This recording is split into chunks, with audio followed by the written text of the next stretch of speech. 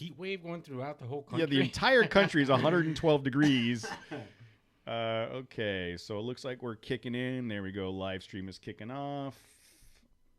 Jose usually verifies for me. Usually, if he's on his game. There we go. Looks like it's showing up. All right, we appear to be live. Not yet. Hold on, let me refresh. And we're live. We are live. Okay. Yeah, we'll have to talk about that. That's one of the first things I want to ask you is where you're at that a space heater is required in August because it is balls hot here. We are all dying over here. Even Casey up in the mountains in Big Bear has a fan on, and we'll figure that out. What's up, John? We got people logging in. I'm closer to the sun. Yeah, you are. Let's see what else. Anything else? I'm trying to think of anything else that you might need to know. I think that's it. Betty White is on. Yeah, John says it's 106 where he's at. If I remember, he's north. Portland? John, am I right? Portland? Seattle? Somewhere up there where it should be cool. Roseville. He's still in California. But yeah, it's cold in Chicago is all I want to say. And it's 69 degrees. It's cold. What? All right. I think that's where we're going to start this off. All right. You guys ready? I think we're recording already. Well, kind of. We're live streaming. You ready, Jill? I'm going to count. Yeah. The other thing is I'm going to count down 3, 2, 1. We'll go silent for about 10 seconds. Then I'll roll into the intro. At the end of the conversation, we'll say, thank you so much. Have a good night. Don't hang up. That's just where the audio is going to end, and we'll do some conversation after that. All right, here we go. and Betty White says, 69. Nice. All right, 3, 2, 1.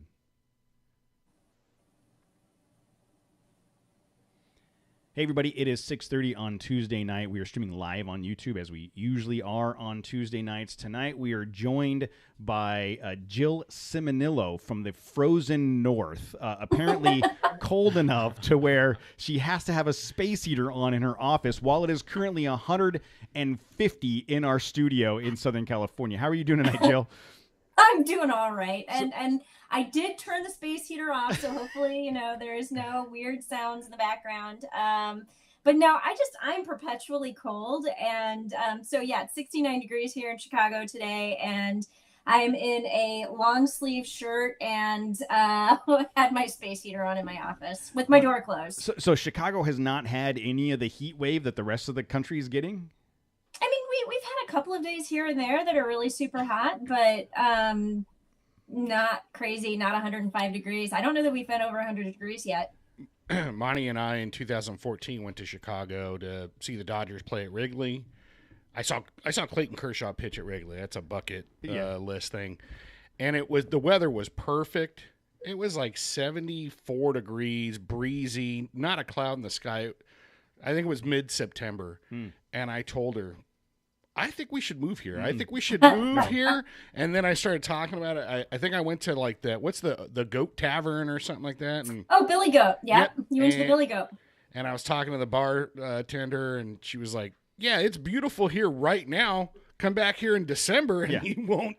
You'll think otherwise. The one time I was in Chicago was in January, and I thought my face was going to break off. See, it hurt to breathe. That's how cold and brisk it was. The only time I went was during, I think it was April, and I was like, this is like Matt. I was like, this is amazing here. Like, how does not everyone just live here? Like, no. I think I'm gonna move here, but you're right. April through about November are your quality times in Chicago, and then February and January are like, don't do it. Like, turn around, go back. Yeah, the air hurt my lungs. Like, it was that cold, and I was miserable I was there for 2 weeks, and I could not wait to get home.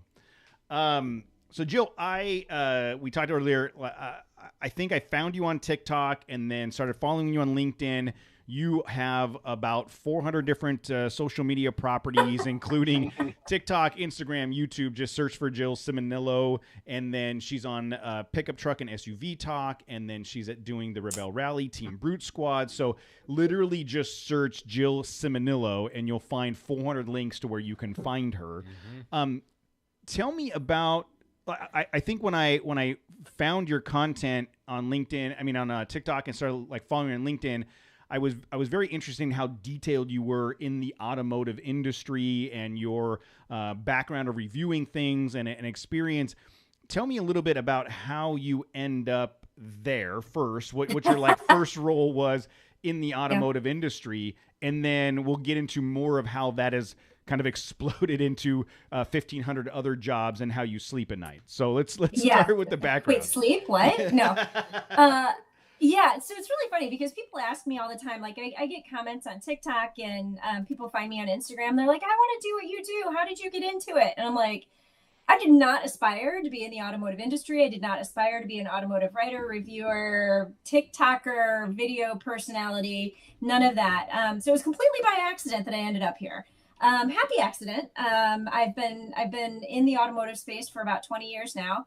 And I'm a journalist. I, classically trained, University of Missouri, Mizzou Mafia, all of that stuff. Didn't we just have someone, Olivia from, was it Olivia or Callie? One of the ladies from that's right. Midland Radio was a big Mizzou graduate. Oh, yes, Mizzou Ra. So newspaper is my background. And so, like, one of my first jobs out of school is working for a weekly community newspaper outside of Chicago. It was in the suburbs, and it was Pioneer Press Newspapers, not the one that's in Minnesota. That's Chicago, and weekly paper. And I was in what they call the niche publishing department, and that's code for shit the union doesn't want to do.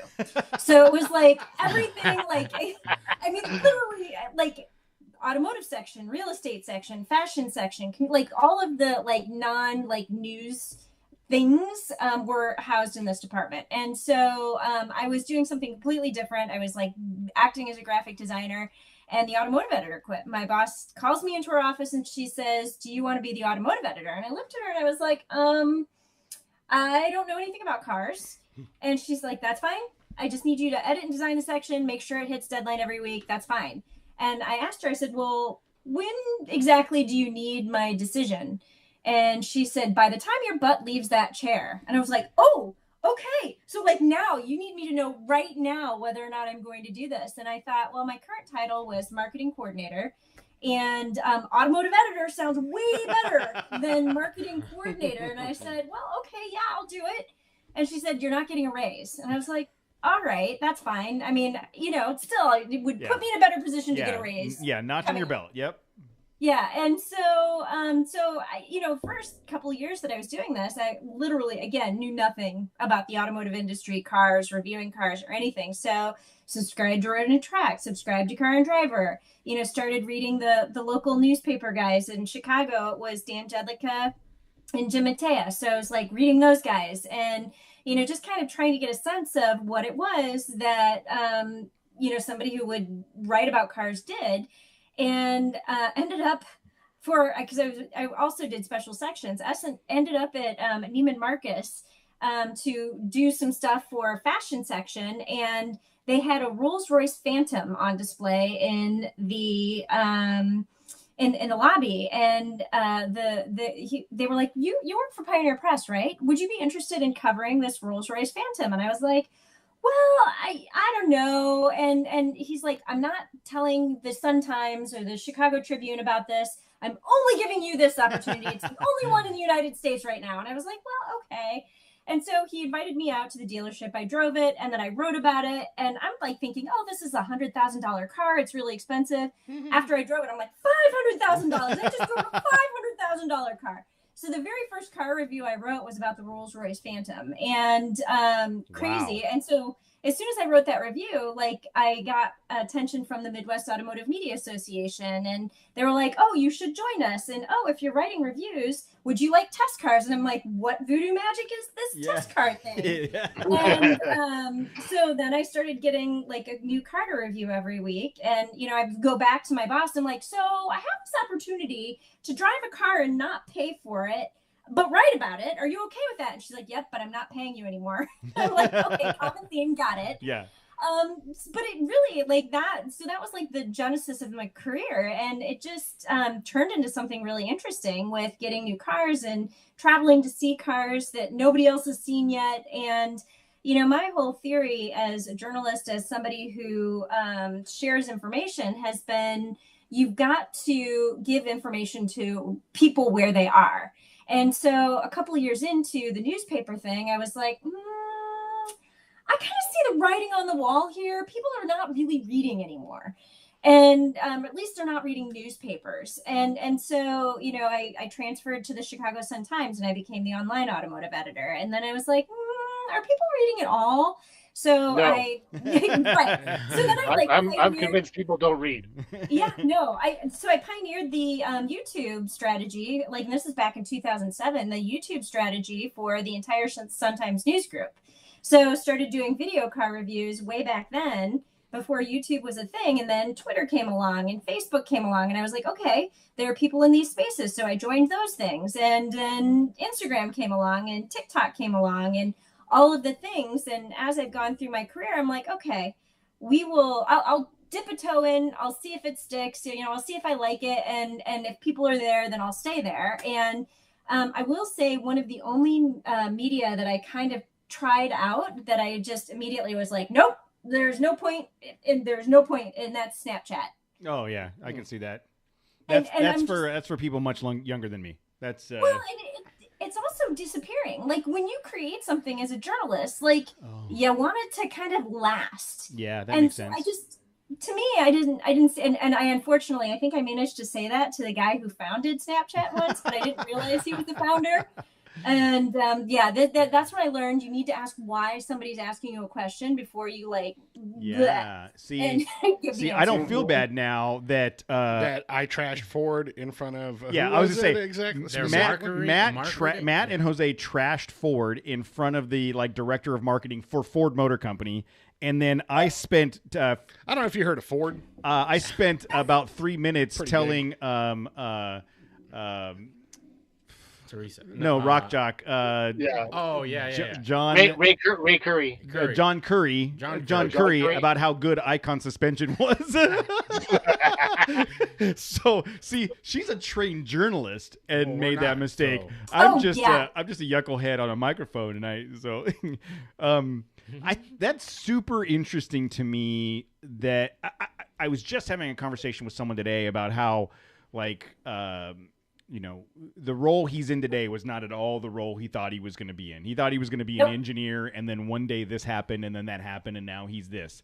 And I feel like, I'm still waiting for the day I wake up and I play center field for the Dodgers. Yep, keep going. It's going to be. It's going to happen someday. I have my hopes up. But I think so many of us find ourselves as adults in a career that we either had no plan to be in, or didn't even know it existed when you were in high school, and someone says, what do you want to be when you grow up?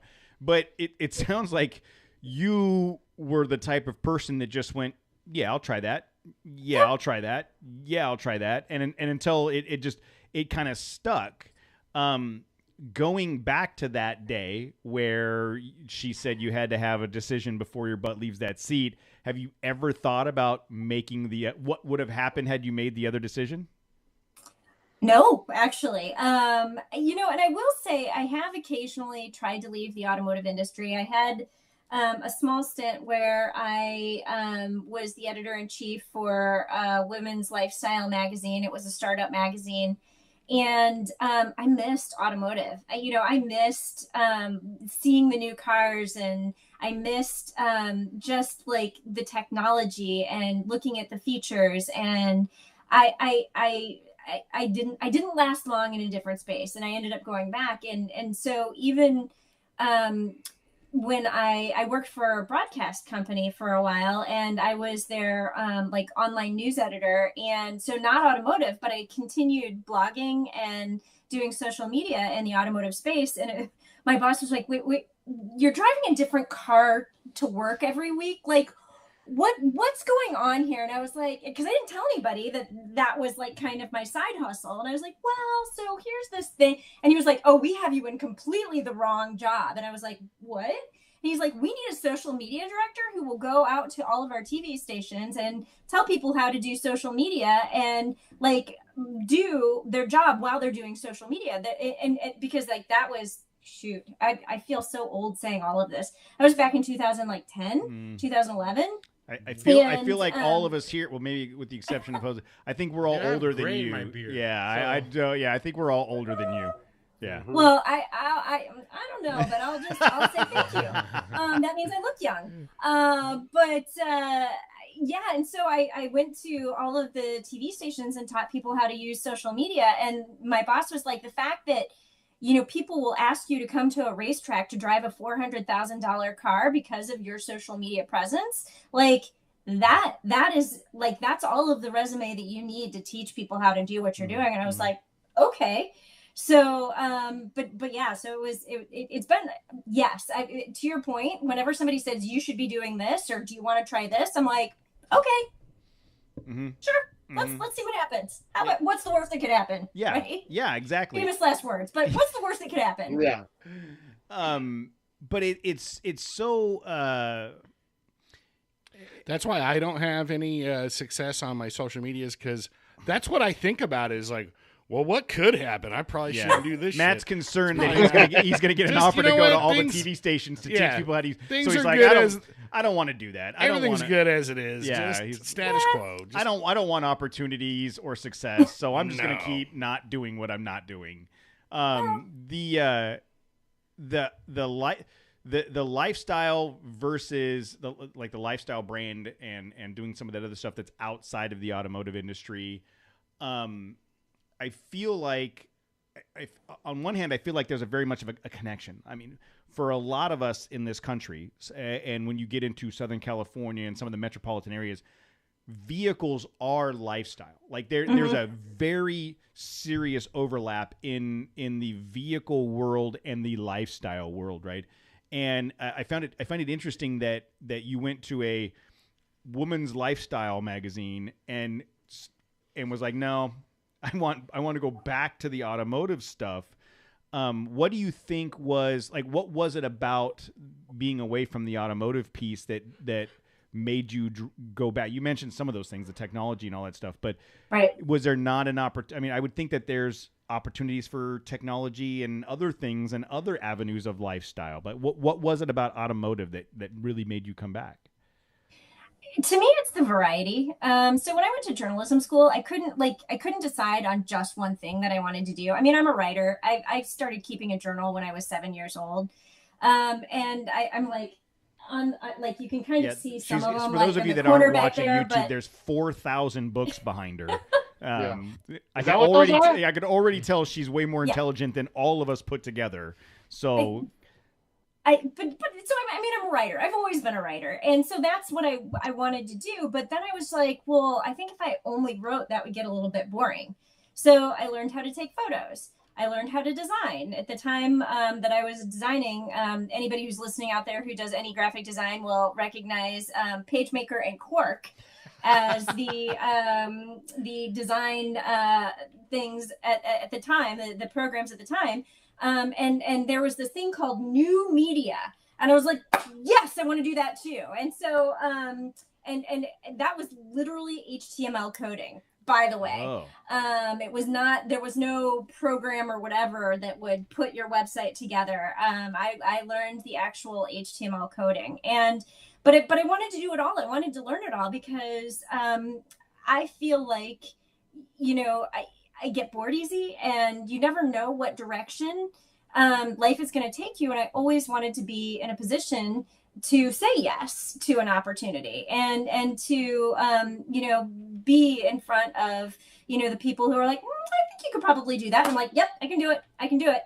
The one thing that I didn't do in journalism school is I never did, ironically, I never did any camera work. And yet I find myself on camera all the time these days. Yeah. But I never did any camera work. And, you know, but again, yes. Okay, let's try it. Let's see what happens. What's the worst that could happen? Somebody on YouTube calls me insecure or makes fun of my shoes. That's the worst thing that can happen. Whatever. Yeah. Well, but that's, it takes a certain mentality to prepare yourself for that and be okay with it, right? There's a lot of people that will not go on camera, that will not put their voice out there, that will not make an opinion because of the fear of backlash. And I've said it a bunch of times. Anytime you put anything out in the world, it's going to happen. It's just a matter of time and how you respond to it. But I do want to ask the question. You made a comment about being a 4'11". Are you actually 4'11"? Like, are you okay? So I am. Yeah, I round up to 5 feet tall. 5 foot. Okay, so we'll call it 5 foot. 5 foot tall. We'll give you that. I round down to 250 pounds if that makes you feel better. Perfectly. Yes. So we didn't talk about the timing. Like, what year was it that editor gave you that choice, that you moved into that automotive editor position? That was 2001. Okay. So 22 years ago. And as a 4'11" female in the automotive industry, I have to imagine, especially back in 2001. The background here is we've had a lot of conversations with women in the automotive industry and the pioneers and the things that they've done and the doors that they've opened, and we're super passionate about that. I've got a little girl. Yes, I'm going to cry. Every time I talk about my little girl, I start to cry. But I've got a little girl. We don't even have to give you shit about crying, because everybody you always knows I'm going to cry. Start, But I have to imagine that at that time in the automotive industry, there was some uphill challenges for you in that role. Is that accurate? Is it something you want to expand on? Like, is there a story there? There's always a story. I know. Yeah, you know what? So here's the interesting thing. I'm the youngest child, and I have 2 older sisters, so family of girls.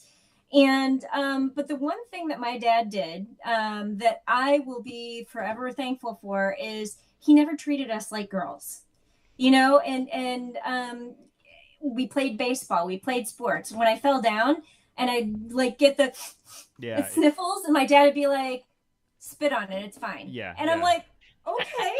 And so like he never like catered to us as girls. He never treated us like girls. And so I'll be honest with you, when I first started writing about cars, it never occurred to me, oh, I'm a girl in the automotive industry. That's awesome. I mean, I noticed when I showed up to an event, I was the only woman. And by the way, I'm still one of the only women. And if there are women who are at these events, they're usually support staff or they are the PR people. It's not the journalists. But it didn't really occur to me that I was doing anything unique or different until probably about 2015, 2016, when more women started to come into the industry. And they're like, well, how do you deal with it when somebody hits on you? What do you do? And I was just like, oh, I got a story for that. There was this one time this guy followed me into a bathroom and I broke his finger. And I was like, that's how you handle it. And I didn't say anything. You know, I was just like, you can climb out the window now. And he was like, but I was like, no, if somebody saw you come into the bathroom, they're not going to see me and then you coming back out the window. Yeah. And so I'm just like, it just didn't occur to me. And I was just like, I can handle this. I can deal with it. And I will break your hand. That's awesome. You know. But I love that. I love that it was not even on your radar at the time. Like, there was no part of you that was like, I'm gonna break a glass ceiling, or I'm gonna do something different. You were like, I'm gonna do a thing. And it didn't matter what that thing was. You just decided that you were going to do it because you'd never been given a reason to consider it a thing. It was just, I'm going to go be a journalist. And we've talked to a lot of people in the industry, and I feel like, and now this is probably where you're probably going to have a story that but I feel like in general, there has become a much more welcoming environment for all people of all things in general. I don't even think it's like an issue if it's a male or female reporting on cars. Yeah, I personally, and my experience is going to be very different than yours, and I recognize that. But I feel as an outsider looking in that. Like, I know if I see a car review from a journalist and that journalist is either X or Y, the gender of the journalist reviewing the car doesn't matter to me because the XY chromosome isn't required to put the gas pedal down. Like, you know, and I feel like there's a more welcoming world now. Am I naive in saying that? Yes now, and no. I mean, there's always going to be those people. Like, we're never going to get away from the people that have something to say on social media at all times. But in general, do you feel like it's a fairly welcoming? If there's a female out there that's like, I love cars and I want to get into this. I do, and I will say that there are more women in the industry now that will like reach out their hand and say, "How can I help you?" Mm-hmm. And you know, who can I introduce you to? How can I help you be successful? And I mean, again, I started at a time when there weren't women doing what I do, and I had a lot of men who were super helpful. And you know, I remember if I could step in on that, there have been plenty of women that we've been connected to through this podcast that have said, "Hey, let me help you." Like, you know, regardless of gender or station or whatever, we've been very fortunate to have some of the people that we've interviewed or met at events, male and female, provide opportunities for us to do new things or introduce us to new things. And I think that's kind of what I'm saying is, like, in general, I feel like it's less of a barrier. I definitely would agree with that. And I mean, if you are male, female, you know, racial, ethnic, you know, gender, you know, preferences, like none of that should matter. Mm-hmm. And I've met all kinds of people who are reviewing cars, and you know, they are popular across the board. And you know, I think what happens now more so than anything, instead of looking at a guy or a girl or, you know, somebody who's Hispanic or whatever, they are looking for a voice that they can identify with. And so, or you know, and so I write a lot about trucks and SUVs, and so I will actually have men reach out to me and say, "Hey, my wife is your size. Yes. What truck would you buy?" I was just going to say that. Yeah. And I mean, the reality is, I think the current statistic is 84% of all purchasing decisions are either made by or influenced by women. So, you know, like my husband and 112% in my house. It's 100%. We say upper management. It's executive approval. Yeah, it's an executive level decision for sure. You know, I mean, when my husband and I were looking for a car, so we're a one-car household living in Chicago, and when we first got married, he had this hideous vehicle. I mean, in theory, it was a great vehicle, but it was a Nissan Frontier. It was one of those. No. It was one of those. Yacht? It was a Ford Contour SVT. What is that? Think about that a minute. It's an SVT, bro. But it was an SVT. Yeah. It was an SVT with a manual transmission and a really like throaty engine. In that horrible teal Ford color that was popular in the late 90s. Seafoam. Horrible. And yet I married him anyway. Oh, he must have a great personality. Yeah. Most days.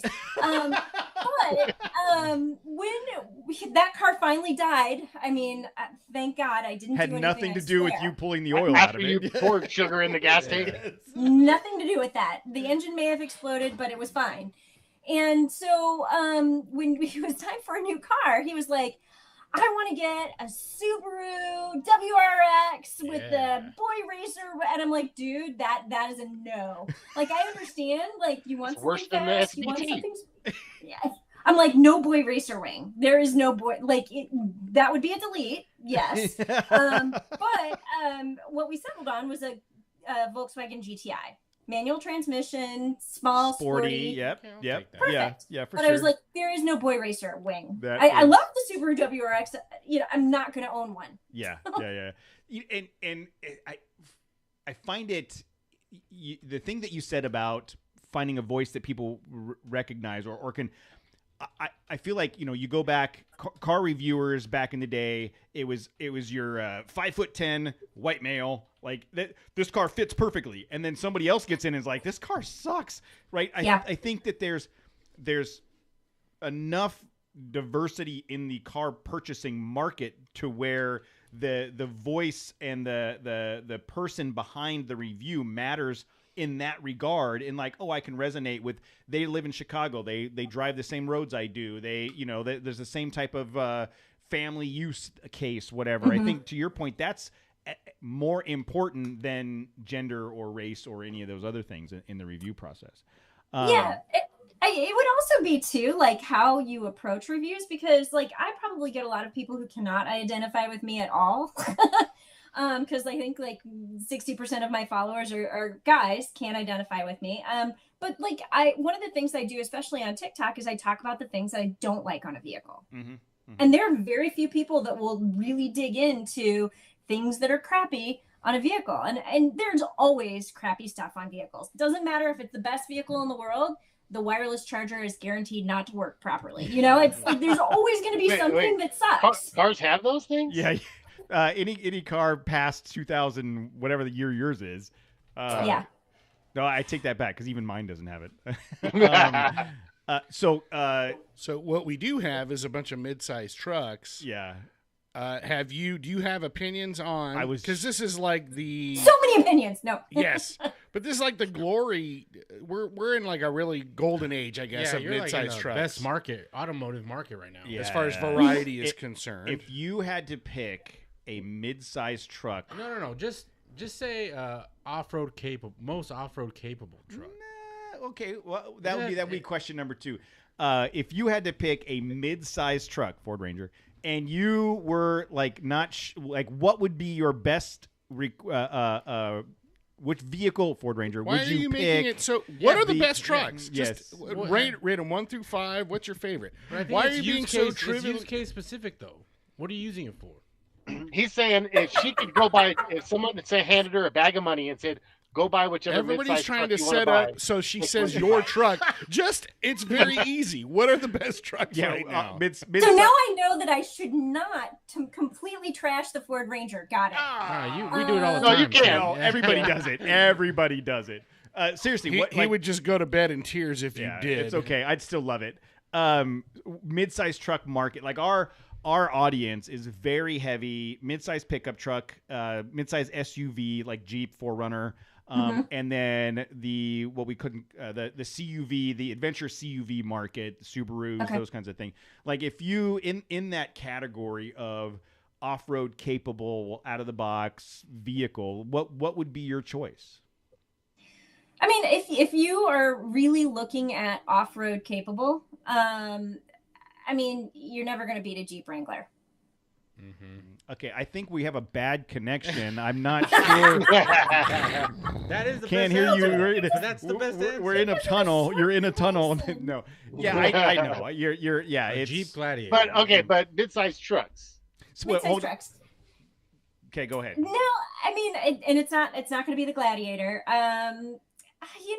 That's in terms of off-road capable, like I look at it from a very different perspective. I'm like, will this thing fit in my garage? I don't know if you've ever seen my videos of me trying to fit vehicles in my garage. I actually just tried to put not a Super Duty, but a 2500 Sierra Denali Ultimate in my garage. Go to TikTok. That's very funny. But I'm going to give you a very unpopular opinion. I actually really like the Nissan Frontier. Oh, there it is. There it is. You won. Okay. Thank you. There's three. I want to make sure Cody's recording right now. Can you say that? No, I didn't get it. So there are 3 Frontier owners on this show. I am not one of them. We really love the Frontier, but both the previous generation and Jose has the new generation. We are huge fans of that truck for so many reasons. And I want to go on record. We did not pay her to say that. She didn't know any of that. No clue, other than the Ford Ranger subliminal message. That was like, wasn't that subliminal? Yes, it's just an honest truck. It's just an honest truck. Although I will tell you, on my trip last week, we stopped at a place and the brand new GMC Canyon AT4 was there, and I got out of the truck and went, "Oh, what is that?" Like, it's $90,000. Yeah, for sure, for sure. But you look at it, and you're like, "That's worth $90,000." Like, dude, it is in person. It is gorgeous. Well, you know what it is, and I have the Colorado ZR2 coming, I think, next month. Yeah, those are nice. Built on the similar platform. And I've driven both the ZR2 and the AT4X, and they are phenomenal trucks. But here's the thing: they are they're not. I don't want to say they're not real. But they're very capable. But you spend $90,000 on a truck, do you really want to go and scratch the paint? Yes, yeah, yes, absolutely, 100%, 100%. You give me a $150,000 Dodge Ram TRX. The first thing I'm going to do is bash it. I'm going to find desert to destroy it. I've seen a couple of new Colorados already, like last week. Great, man. They're great looking. They're awesome looking. Yeah. I've never been a fan of the Chevy or GMC lineup, but I will that Colorado ZR2 Bison, the new one. It's the best truck ever. But for $100,000, even not the Bison, just the ZR2 is probably the most equipped. Yeah, I'm very impressed with their current iteration of. It's just the pricing on all this stuff is way out of control now. Dumb sauce. That's why I'll just wait and get my Raptor. Except for the Frontier. Get a Frontier. You get $35,000. My Ranger Raptor. I gotta order that. In your reviews, you get the opportunity to review a wide range of vehicles. Where do you think personally you land if someone was like, you got to pick a vehicle today? Would you? And it doesn't have to be a specific vehicle, but are you a full-size SUV person? Yeah, sedan, luxury vehicle. Where do you find your most comfort and passion in a vehicle? So that's a really, really tough question because I feel because I have vehicles in mind, but I'm very split because, for the first half of my career, I spent a lot of time on racetracks and, went through racing school, thought about getting, the certified to train people how to drive on racetracks, spent a lot of time on racetracks. My husband and I own a manual transmission vehicle, and as long as they make a manual transmission vehicle, we will never own something that is not a manual transmission vehicle. So there's a part of my heart that is in that space with, the pocket rocket kind of sporty thing. Mm-hmm. I told my husband, I'm like, our next car needs to be the Toyota GR Corolla. I love that car. But, working with Tim Esterdahl at Pickup Truck Plus SUV Talk and doing a lot more off-roading, one of the very first press trips I ever took was with Land Rover.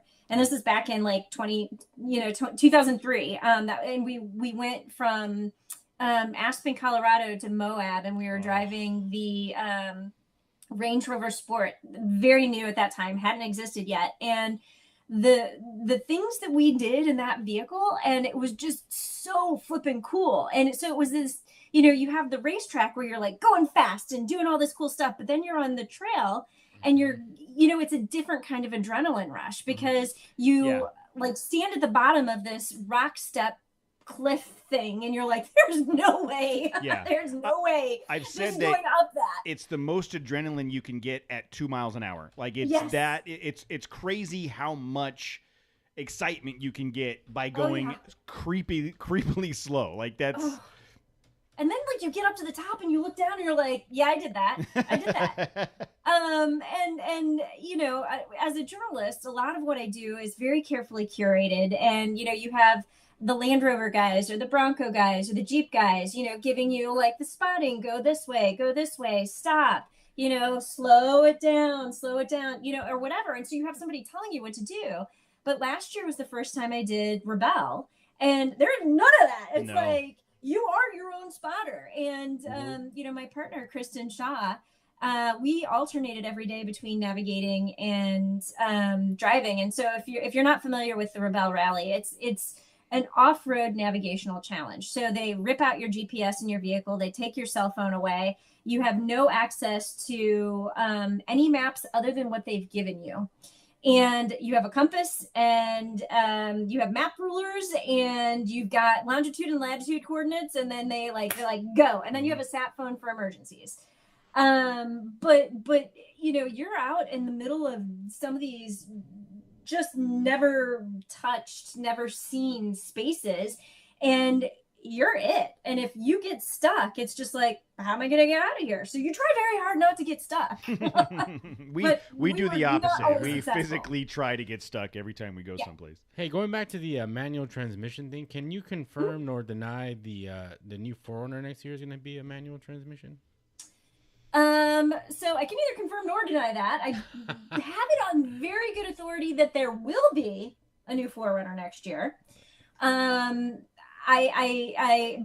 don't know if there will be a manual transmission in it. I think that would be a smart idea. I think they should make it a little bit smaller, because otherwise, if they make it the same size that it is, it's going to compete too much with the Land Cruiser. Yeah, that whole market now is weird because the Land Cruiser it's all now, kind of like and then the RAV4 GX. RAV4 GX, 4Runner Land Cruiser. There's half an inch of difference between all of them. But if they did a body on frame 4Runner with a manual transmission, so like spec it out like a Tacoma, and have what is it there? Is it Trail Hunter? Is that which by the way, Toyota, if you're listening, I still think that there's some copyright infringement on my on the Trail Chaser, because chasing is the same thing as hunting, and I feel like there's some money owed. My people will be in contact with your people. I'm accepting payout. Am I calling? We are willing to consider some stickers. Yes. Stickers. I'm like, I don't think I have any of those stickers. I've got Raptor stickers. But yeah, no, I think a 4Runner with a manual transmission, with spec'd out like the Tacoma, I think that would be a winner. Yeah, that's what the rumor mill's talking about. Like, it's going to get the same powertrain as the new Tacoma, and the new Tacoma is getting a manual, so we will see. Well, let's smart.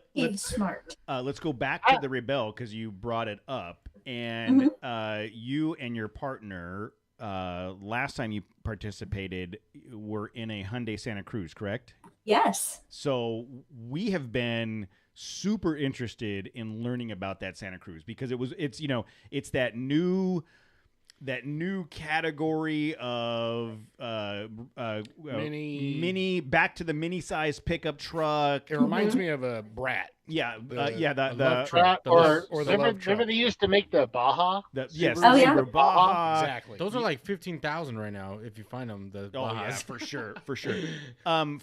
First, let's talk about why did you get into the Rebelle? Like, why did you decide to take on that challenge? Why not? Okay. I mean, it's one of those, like, putting yourself in a position to say yes. I don't know if you know Lynn Woodward, who she's an automotive journalist. She's done Rebelle, and I was actually judging a contest where she had entered a story or a video about Rebelle, and I was watching this video, and I was like, I want to do this. This looks amazing, because I mean, first off, like, I could see like how emotional she was and how tough it was, because you're off the grid. Like, again, phone taken away. Doesn't matter if somebody dies in your life, like, you don't get that call. So, I mean, you are in the middle of the desert. You're surrounded by like 50 other teams, and your partner, and you are spending every day with this person, and you're sleeping in the same tent with this person, and hopefully you're not killing this person. Yeah. At the end of 10 days. But I just like looked at what she went through. I looked at the terrain. I looked at the challenges. I looked at like mental, personal, physical, vehicular challenges. And I was just like, and I'm a marathon runner. So I'm just like, what do you do after you've run 11 marathons? You got to die. Yeah, you keel over and die. That's what you do after the first 11 miles of the first marathon. Pizza and 32 ounces of Coors Light. Hell yes to the pepperoni pizza, but I would substitute a very nice IPA for the Coors Light. We interviewed Lynn Woodward at SEMA when she drove. Drove the Nissan Frontier. Yes. So we interviewed her. Yes. And we've interviewed 2 or 3 other participants, maybe 4 participants in the Rebelle Rally, and one of the consistent themes is what you're saying. It's like the emotional, mental, physical challenge is an epic, life-changing event. It really is, and so I looked at that and I'm like, that looks really hard. I want to do that.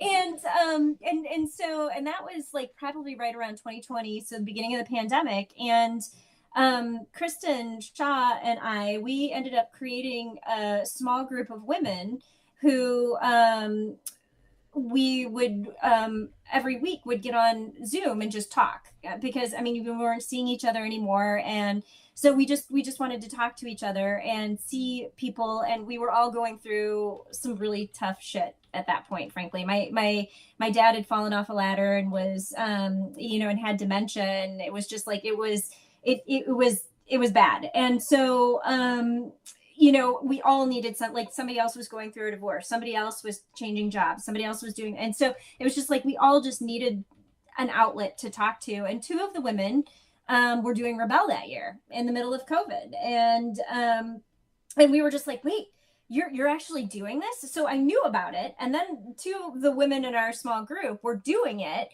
and we followed them through the process, and so I was talking to the women, and Kristen was like, well, I want to do it. And I was like, well, I want to do it. I'm like, we should do it together. And so back in 2020, we just started to formulate the plan.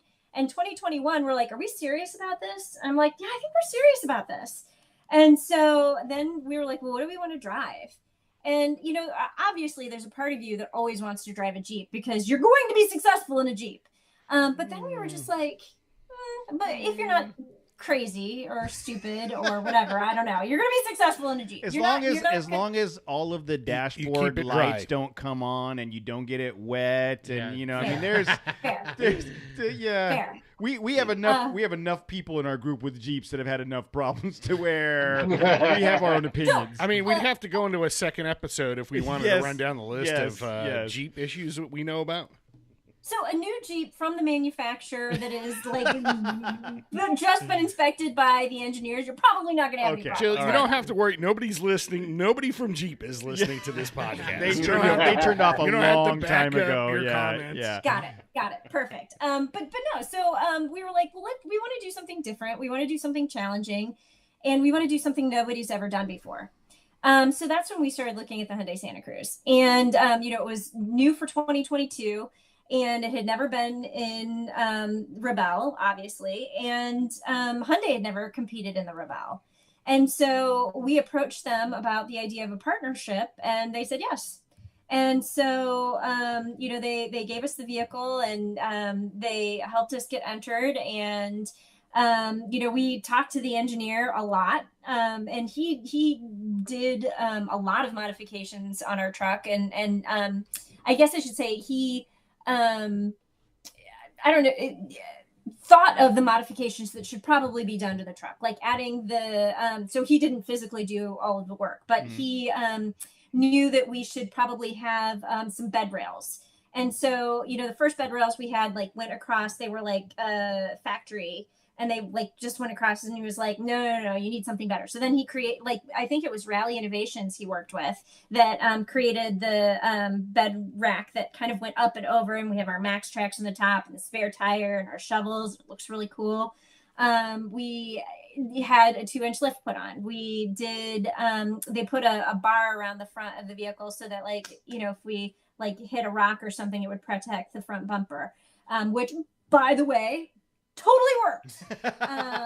We finished, and the first thing the engineer does is he looks, he's like, what the hell happened right here? That was like, congratulations, you're done. What the hell happened? I don't know. I didn't see it. It wasn't me. It didn't hit me. Yeah, but see, that's invaluable data for them in case they want to go build a off-road specific one. Well, they are.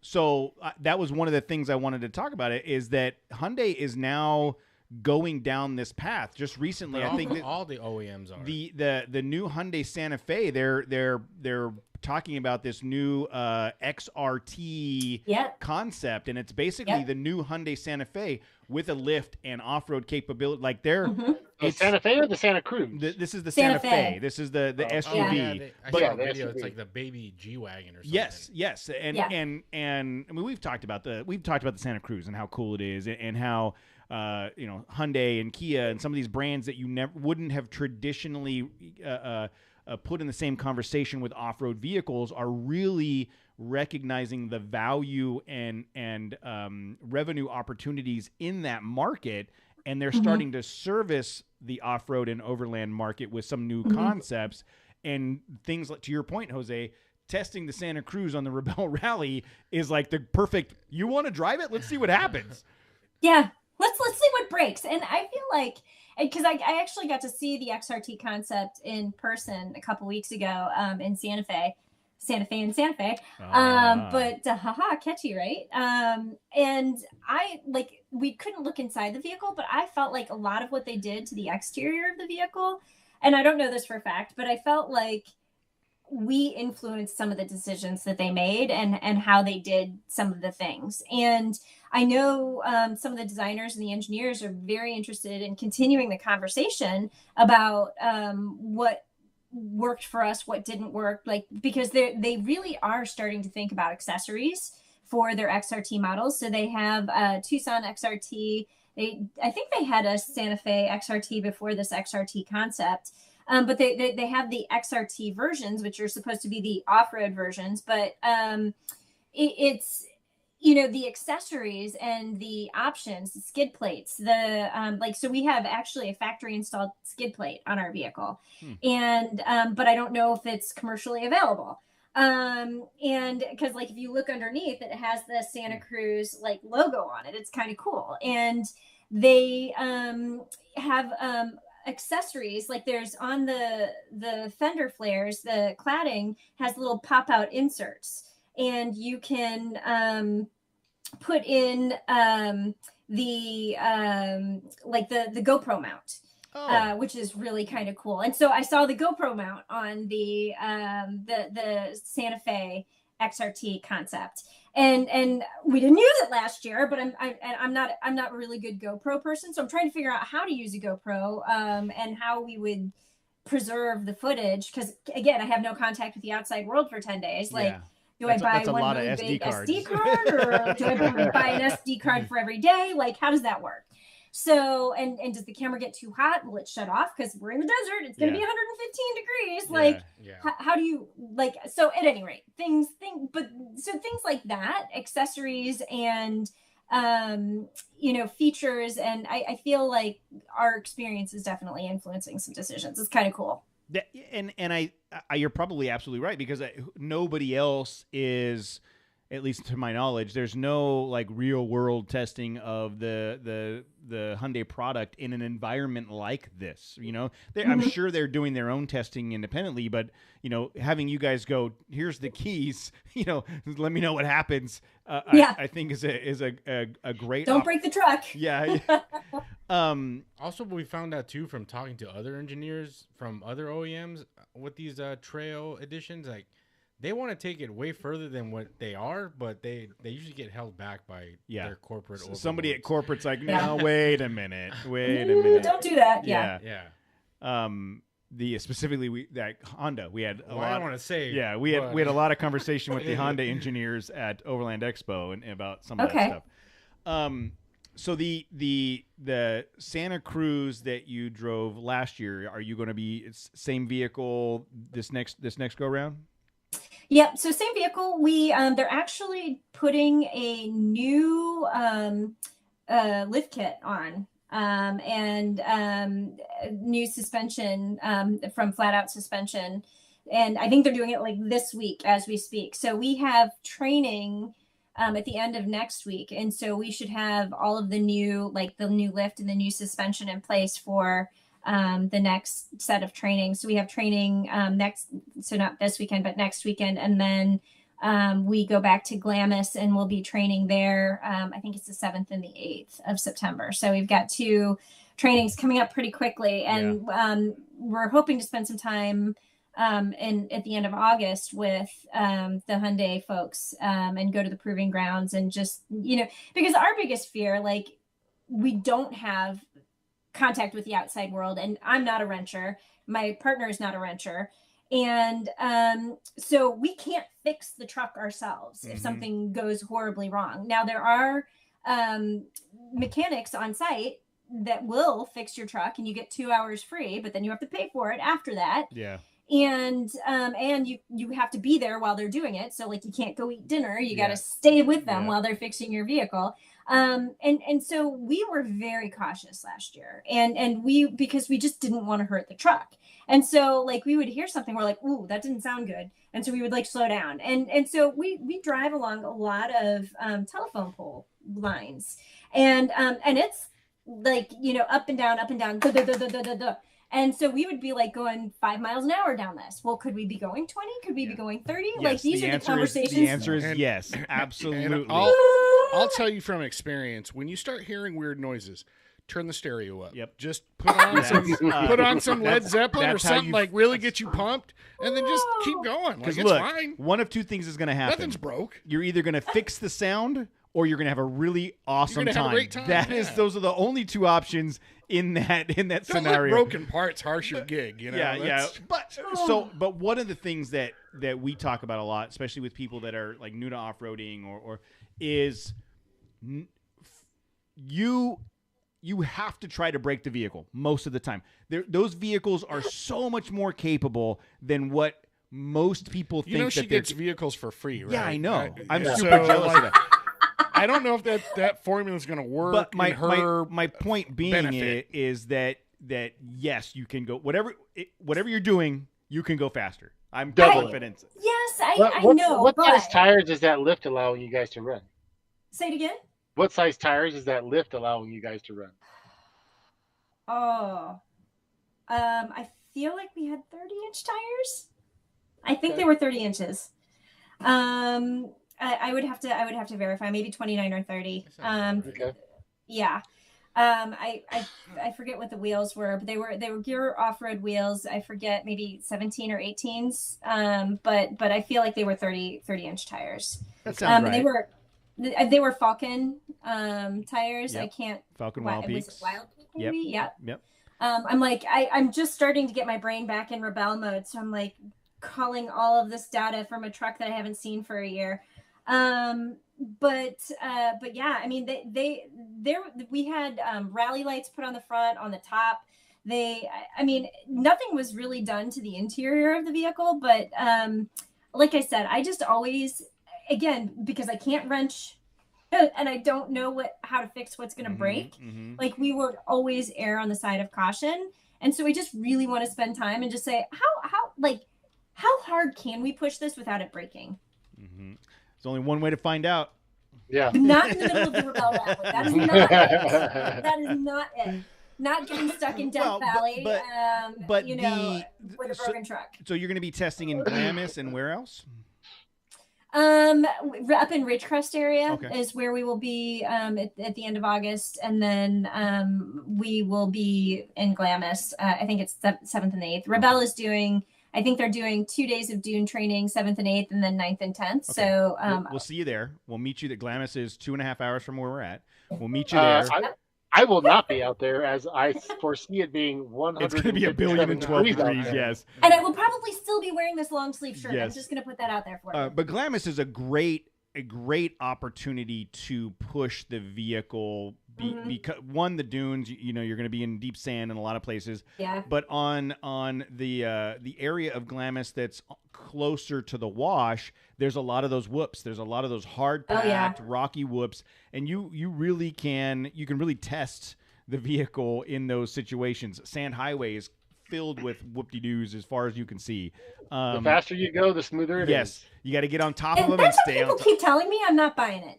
Just try it. The car was free. Yes. The reality is what Casey's saying is true as long as the vehicle you're driving is capable. Like if you have a vehicle that has 24 inches of rear wheel travel, yes, go as fast as you can to get on top of them. In a 2019 Ford Ranger with a bed rack and a rooftop tent, there's limitations to how far you can go with that. Yeah. So, but yeah, I mean, I'm super impressed that you guys chose the Hyundai and that they jumped on board with the support to get you guys what you needed to do it, and then you're doing it. So to me, I think Jose was alluding to that, is like, you're doing them a favor by testing this stuff for them in a real world competitive environment. Yeah. I mean, not that we're competitive, but No, but we didn't well, die. the didn't break competition doesn't necessarily have to be against the other riders in an event like this. The competition is, can I survive this epic trip, with one other person in a vehicle and a map and not die, Yep. Success. Yeah, 100% success. For us, I would get us so lost that we would all die of dehydration within the first 2 days. You're breaking the car. Yeah. Oh, that's. I love that. So what other things? So we've talked about your automotive journalism. We've talked about some of your social media stuff. We've talked about the Rebel. We briefly touched on some of the additional stuff you're doing with pickup truck and SUV talk. Like where are you also spending your time that is keeping you involved in this automotive industry? Yeah, so I am a contributing editor for Consumer Guide Automotive also. And so anything that I do that's car related ends up there. So the pickup truck, SUV stuff, pickup truck and SUV talk. But anything like car related ends up going to Consumer Guide Automotive. And I do a podcast with Tom Appel, who's the publisher, on Mondays. And it's a live streamed on radio, talkzone.com, and then goes out to podcast, and it's called the Consumer Guide Car Stuff Podcast. Okay. So and we talk about cars, trucks, and all of the things. But yeah, so radio and podcast with him, Consumer Guide Automotive as well. But I'm like, what else is keeping me up at night? I was gonna say, how do you do it all? Like, how do you fit all of that in? Not very well. So the video that I was editing today is from an event I went to in March. TikTok is fairly easy to do because it's like a minute, maybe a couple minutes max. And that's like kind of in the moment. I got it. Let's do it. Let's post it. I'm done. Instagram, also the same thing. Take the picture, put it out there. I'm done. Writing a story is actually, like, again, writer. That's fairly easy. 1,000 words. I'm on the plane home. Done.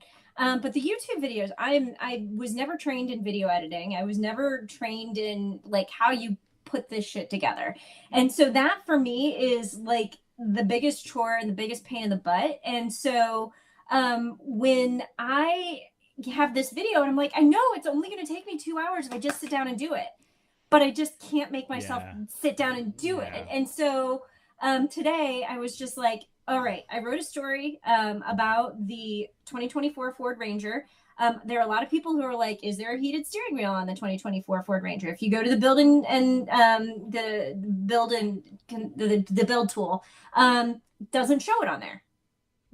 Does not show it on there. YouTubers talk about, oh, it has a heated steering wheel, but where is it? So I wrote a story today about... Who needs a heated steering wheel? Me!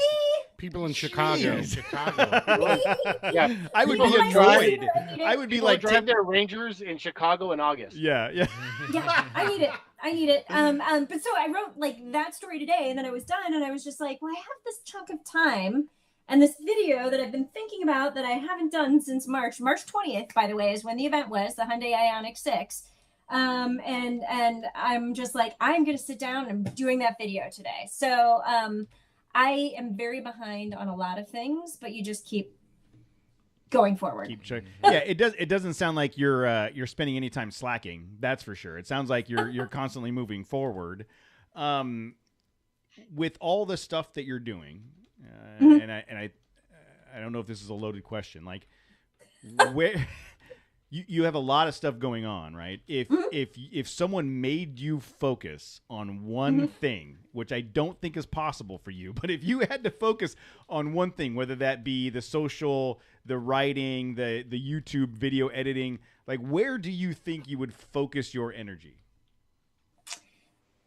So, I mean, it kind of circles back to a conversation that we had a little bit earlier, and that I feel like to be an effective journalist or to be an effective conveyor of information, you have to be where people are right now. And people aren't reading, so it wouldn't be writing. I love to write, but people aren't reading. So, I mean, it would have to be social media, frankly. and that's where people are. People like I have 100,000 followers on TikTok. That's where people are. And I think I have 2,000 people who follow me on my personal YouTube channel. So people are not there, but then maybe if I fed it, people would be there. I don't know. So, but yeah, probably social media. I really love Instagram. I love the pretty photos. I love, telling stories and pictures. I would think if I wasn't a writer, I'd be a photographer. And so I think very visually, and I love Instagram. And, I used to love Twitter, but I don't anymore. So we're checking out Threads. We say it, Matt. Oh, Twitter's the place you want to go when you're feeling good about yourself, and it's like, I had a pretty good day today, and it's called X now. Okay, whatever it is, it's that place you want to go to get that.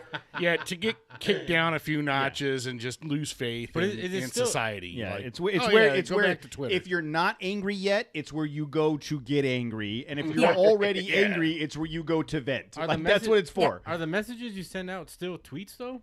Are they called they're yes. X's? X's? I don't. No, on everything it still says you're sending a tweet. And I'm like, well, that doesn't make any sense. Yeah, it's tweets You've on been X. X'd. Yeah.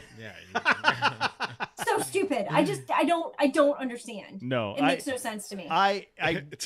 You've officially been pimped. What was that TV show? What was that? The Pimp My Ride? The Pimp My Ride. Yeah, That's right. Yeah. You've officially been X'd. No, I never gravitated towards it. I never wanted to be part of it, and I want to be even less part of it now. So it's I'm with you on that. But I see what you're saying. Like you're. I love it. I live and thrive off the hate. I so know you just, do. That's the toxicity. Keeps me going. Just go read comments on YouTube. There's a lot of hate there too. Yeah. Refuels my black heart. Yeah. How often do you read comments on YouTube, or have you just like avoided that altogether? I read all comments. I read every comment, and sometimes if somebody's being a jackass, I will return the sentiment in his language, because it's usually a dude who is a jerk. But no, I mean, I read every comment, and I try to read every comment on TikTok. I try to like give it a like. I try to, or like, I've paid attention to you. Like TikTok has this really weird trend, and I don't get it as much anymore as when I first started, but like I would get people who would be like, first, and they would be commenting on my video, and they're like, first, because they were the first person to comment on my video. And I'm like, how do what do I do with that information? I'm like, how do I respond? So I like give them a little wavy hand. I'm like, hi, thank you. Yeah. I don't know. But no, I read every comment, and there are some that hurt, but I'm just like, meh, whatever. I don't care. You don't know me. You don't know what I'm going through, and you don't know my background. Cause like I did a video, like, one of the best things I do on TikTok, I think, is I do 2 videos, which is things that I like. That's one video about a vehicle. And then things that I don't like. That's a separate video. I don't do them together. I do them as 2 separate videos.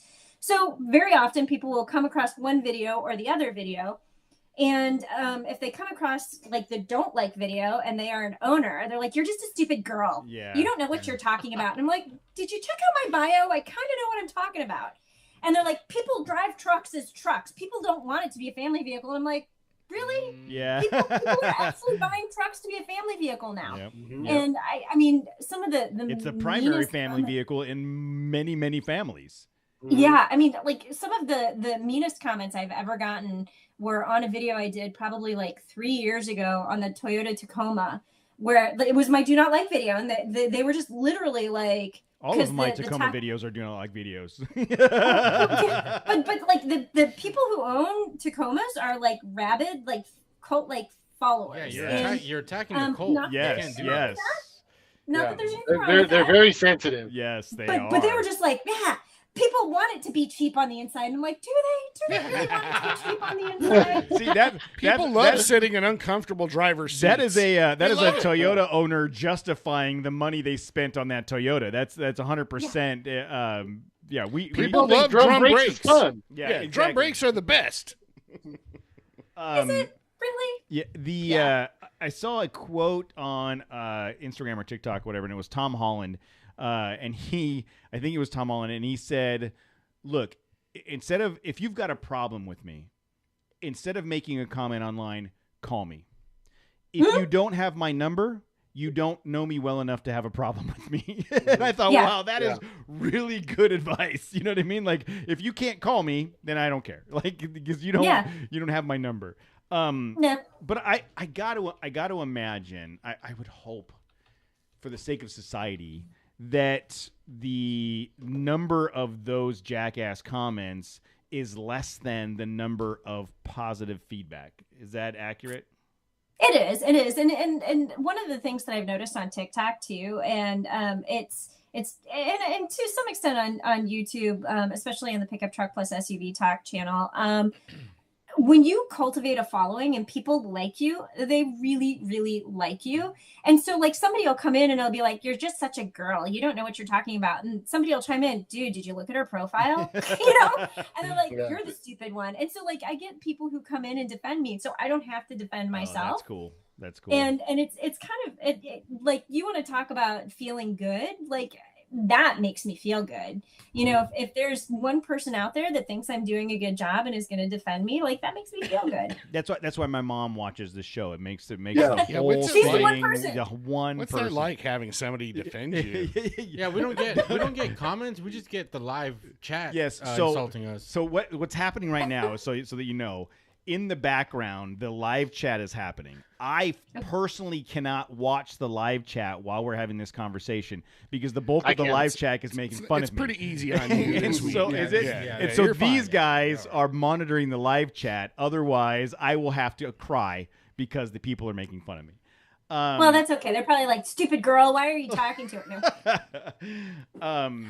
The podcast, the editing, the writing, all of the things that you're doing. If you were to go back again to that editor's chair where someone said, "Do you want to do this?" Was there any part of you when you started that journey that made you believe that you would be where you're at today? Nope. You know, but here's the thing. Like, I'm a big believer, no matter what you do in your life, like, the job that you have is the job that you create, not the job that somebody says you have to do, if that makes sense. Mm-hmm. So when my boss asked me to take on the automotive editor's job, she didn't want me to write. She didn't want me to do video. She didn't want me to do any of the things. But like, as I went along, I was just like, there's more to this. There's more that I can do. I can create something interesting here. I can do something interesting. I can do more. And so it's really funny because I actually was not the first person that she offered the job to. She offered the job to a dude first, and he said no. What? And that guy's bummed. Yeah, probably a little bit bummed. But his name, Elon Musk. But she offered it to a dude first, and about a year or two later, I guess it had to have been like maybe 2 years later, when I had started writing, and then I was going on like my first press junket. He was just like, well, I didn't know the job could be this. He's like, I totally would have wanted this job if it could have been this. And I was like, dude, if you were in this job, it would not have been this. Yeah, exactly. I created this. And you know, I've always believed that, like, there are going to be things that you don't like about a job that you have to do, but you can always nudge it in a direction that is uniquely yours, and you can create something that is uniquely yours. You know, and when I first started doing that automotive section, it was like a insert in the paper. But by the time I left, it was a full-blown pull-out section, 32 pages, color. Wow. You know, it became a thing. And then when I left, it went back down. And I don't know how much of it is because of me and how much of it is because nobody reads anymore. But, you know, I felt like I did something. I created something. And that made me feel good. I didn't get paid anymore for it. But I didn't care. Damn, not even a pizza party or nothing. not even a pizza party. I think my dinner for a lot of the time while I was there was a Snickers bar and a Coke, and I paid for it. So the vending machines in the break room, but no Lou Malnati's. Nah, No, nothing. no, I think I got a free no. flu Lou- shot. Lou Get outta here with Malnati's. that, dude. That is That's not the good one. that's the pizza place. That's a pizza place in Chicago. Yeah. One of the Oh, good ones. I was like, yeah, Yeah. okay. It's Giordano's or bust, right? I don't know. That's the guess. one place I went Not to. Giordano's. No, Giordano's. the one restaurant I remember from Chicago was the Weber Grill, like the I did. actual. I did go there. That What? was Yes. good. You went all the way to Chicago, go to Denny's? No, it's actual Weber, the Weber company, and you walk into the restaurant and they've got giant barbecue grills and Yeah. chefs making dinner. It was super good. Yeah. So what's next? So considering the your philosophy of creating what the next thing is, and you took this random opportunity that wasn't supposed to be yours in the first place and turned it into something amazing, and that's now transitioned into other things. Where, if you could draw the picture 10 years from now, what does that look like? 3 years, 5 years, 10, whatever that future means to you. Like, what is that? What is the Jill Ciminillo empire look like at that point? The Jill Ciminillo empire. I don't know. I think the only thing I really need to complete my repertoire is a TV show. So maybe like a car stuff TV show. I like on Saturday mornings or something like that where nobody's going to watch it. No, I'm kidding. But no, I think that could be kind of fun, doing some kind of a regular like TV special. The only know argument I would make there is that even that's following the written word. Yeah. Not if you're doing that, like you're doing YouTube shows. That is the TV show of today. You know what I mean? It's not like YouTube's way more entertaining than TV. Yeah, like I have to explain to my 7-year-old daughter that back when I was a kid, you had to get up at 6:30 in the morning if you wanted to watch Spider-Man on a Saturday, and if you missed it, you had to wait till next Saturday to watch it, and you had to hear about all the things that happened during the week at school. And you'd watch the one that came on Sunday, and you'd be completely lost because you didn't watch the one on Saturday. I thought you were going to say I had to get up and change the channel for my grandpa, because they didn't have remotes. No, but because there was no remote control. But my point is there's a whole like streaming is TV today. So from that perspective, I don't know that a weekly syndicated TV show on a network is any more elevated or well, there goes your opportunity, dude. You just killed it. That's it. Because the rumors were, the rumor mill said we were getting ready for our own network television show No, we based weren't. on the podcast. No one watches this shit. And now you no ruined one it. gives it. No You one ruined gives it. a shit. No one It's going to gives be a like shit. Seinfeld, but with a podcast. No one gives a shit Exactly. about this show. We had an empire. Yeah, A show about nothing. Yes. Typically, the thing when we 30 try years to too late. What, Yeah. what, What's that? 30 Rock's all about? yeah. Right? But so take that. So I don't accept that answer. Yeah. I don't accept that answer. What's next? You don't accept. Next answer. I don't know. I mean, I think that we're in a very, very changing environment, a very changing world. And I don't know that we know what the next media is that's going to be out there. Holograms? Yeah. Like, Yeah. I will come to you live in your home. Well, I could that'd be totally creepy. see. So let's pie in the sky here. I could totally see a holographic automotive review where you are projecting the interior of the vehicle. So think about Wakanda Forever. Hashtag it. Hashtag it. Hashtag I own this. Hashtag you can't It's take official. it. Hashtag this is Trail Sorry. Chaser LLC property. Sorry, So Jill, you think can't of- take yeah, this. Hashtag copyrighted. No, yes, it's hashtag. We owned it. Wait, I just copyrighted it. It's mine. okay. No. Yeah, I think Yeah, hashtag that's still sorry. trumps. You Hashtag. can't triple stamp a double stamp. But like think about like the Wakanda Forever where she's got the interior of the vehicle. Like Yep. imagine projecting the like dimensions and You walking just need some those like 3 little balls. those- and- yeah, you yes, just that's need all. some of those. That's all I need. It's That just, is it's all I marbles, need. dude. Yes. It's not even Some that. people are bored with that. That's all. That's all I need. I mean, my kids got those. Yeah. I'm halfway there. But you're right. Who knows what the next media look like? Yeah. Who knows what millionaire is going to destroy Instagram or Twitter or Snapchat or whatever, and we have to replace it with something else. Sorry, that just reminded me really quick when Michael was little and he was like, "Dad, I want to build a robot," and I'm like, He was very confident he could build a robot. And I'm like, okay, what do you need? Metal. And I go, oh, just any metal or whatever? Yeah. So I pulled some strut out of the back of the work truck. All right, go to town, dude. Like, this is what you said you needed. He's still working on it. Yeah, there's no robots in my house. But I think I think that That's true. like That is true. going back to that, we don't know what the next opportunity will be.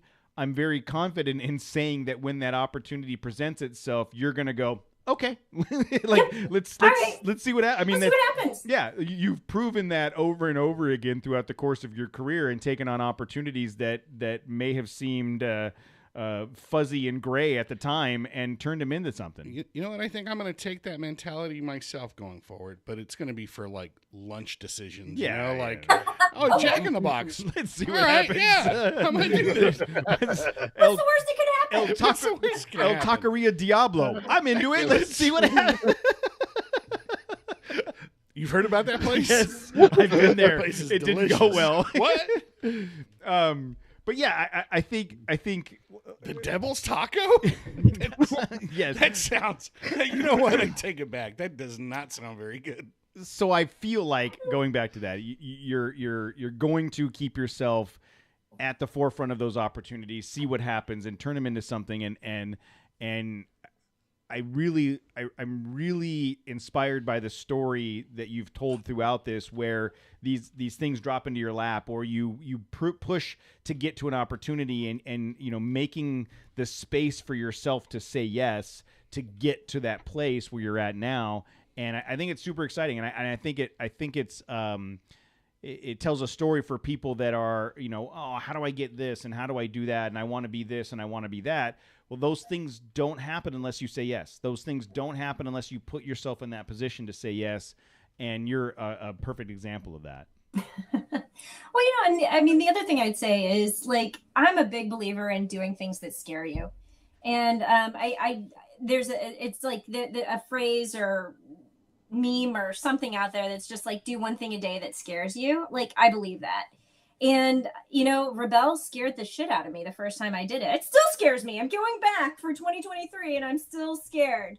But I think it's important. You don't learn, you don't grow, you don't stretch yourself if you don't have a little fear, and you don't push yourself to do something you're uncomfortable with. And I would say, if any women listen to this is especially for them, because a lot of times, like, they'll apply for a job or they'll think about doing something. They're like, oh, well, I don't have the skills to do that. I shouldn't even try. And, whereas side note, guys are, none of us have the skills for it. We still apply. Like, exactly. Guys do that all the time. Yes. And they're just like, no, I think I could do that. I'd love to do that. I'll just see what happens. If someone was like, hey, can you be a neuroscientist rocket shipbuilder? Yes, absolutely, I can. Fake it till you make Yes. it. What's it pay? Absolutely, I can do that. Yeah. But I mean, you just have to, like, know, like, even if you don't have all the skills or you don't think it's something that you could do, but you want to do, like, try it, do it, say yes. Because where the adventure takes you, where the trail leads, is a pretty cool place sometimes. Yeah, I think that is awesome advice, and I hope everybody that's listening takes that and says yes to the next opportunity. So, well, where's the best place for someone to find you? We talked about your TikTok, your Instagram, your YouTube, your pickup truck and SUV talk, the Team Brute Squad for Rebel. Where is the best place for someone to find more about you? Literally just plugging my name into Google, probably. So we talked about it offline. Like, my name is a little bit of a jingle because there's so many I's and L's. And so it's JILLCIMINILLO.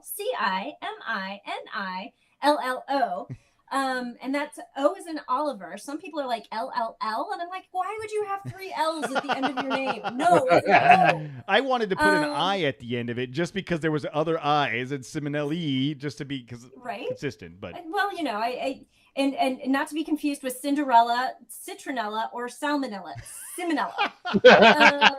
Cinnamon You know roll? what? Jill Cinnamon roll? Is You that really what it is? shouldn't have done that. Cinnamon roll. Totally cool. I have to announce your name later when I do the intro, and now I have too many options to think about. So He's gonna absolutely we're gonna be butcher Real it. We're gonna be here. salmonella. We're gonna be here till midnight. It's Yeah, 6 takes. just going through Go this. for So thank Cinderella you. if you have to choose any of those things. Salmonella. But Ciminillo.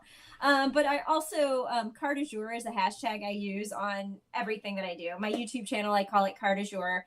And then, Twitter, TikTok, all that stuff. If you search for my name or car du jour, you will eventually find me wherever it is that I am. And it's all the places. Yeah, you're like I said, you are all the places. You search your name on Google, a billion things pop up. Well, look, I'm so glad that you accepted my random invite to come on this show and talk to us. It's been a great conversation. I'm really inspired by your story and love that you're doing all of the things, and I'm sure that we will be following you as you go on to the next hologram version of whatever it is you're going to do, because it's going to be something awesome. And I'm very interested in seeing that Santa Cruz out in the desert at Rebel this year to see how it does. And I want to see it catch air. I need you to get that thing. Hyundai engineers, if you're listening, we need some additional suspension because we're going to put that thing in the air. Yes. So thank you so much for joining us tonight, Joe. We appreciate it. You have a great night. Thanks. You too. You didn't hang up. You didn't All right. hang up. Good Yeah, job. right. She's done this before. It's Did It's we even mention that to her? Like, not Yes, we did. Oh, We did 50, earlier. yeah, not 50-50. It's most people most people, yeah. yeah. Thank you. That was a great conversation. I feel like we probably could have gone for another hour and a half, but I know it's late where you're at and you're cold, probably because you don't have your heater on. Super great conversation. Thank you so much for being here. We really appreciate it. I'm very grateful. No, absolutely. I appreciate the ask. Like I said, I saw it come through and I was like, yes. Yes. Let's have a conversation. Yes. Nice. And but no, definitely send me links to wherever this is and I'll share it out. And Yeah. we won't mention Jeep. Yeah. What I'll do is, now that I have a job, I have to edit this tomorrow after work. Apparently mountain bikes and truck parts cost money, and you only get money if you get a job. So I had to go get a job. So tomorrow after work, I'll edit this.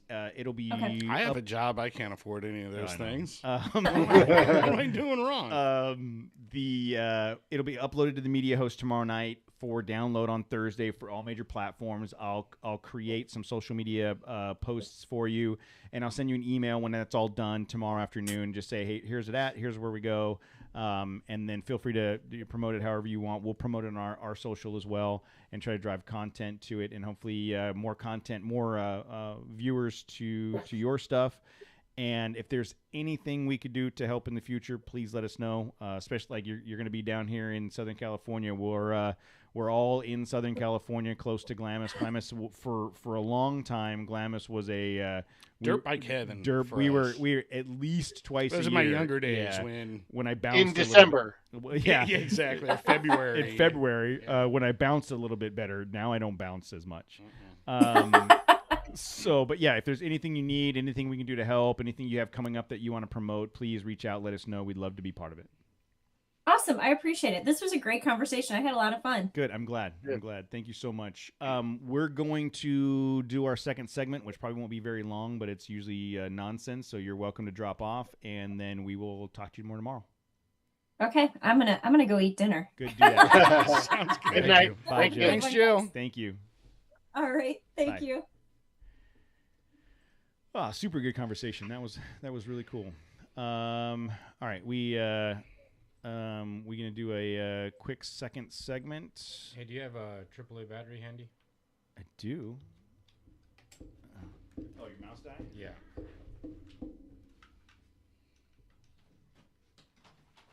Oh, AAA. Oh, Did it stutter? I walked into where Tammy's office is the other day, and she had a Trail Chaser mouse pad and a mouse. And I'm like, huh, interesting. She's like, yes, I stole it from Matt's desk. She's like, mine died. I left mine at the office or whatever it was. All right. We ready? Sure. All right. 3, 2, 1.